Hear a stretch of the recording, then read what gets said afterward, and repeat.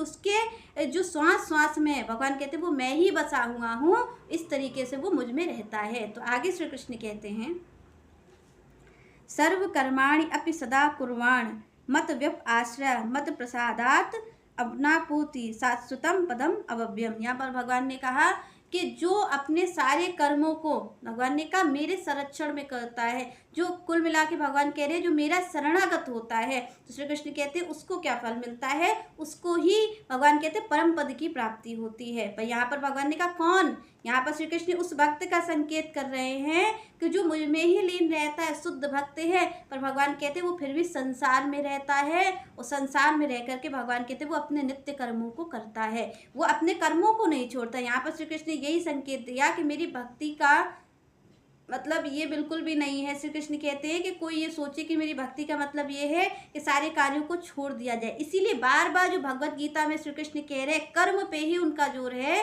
क्योंकि उन्होंने कहा कर्म छोड़ करके कोई भक्ति संभव नहीं है।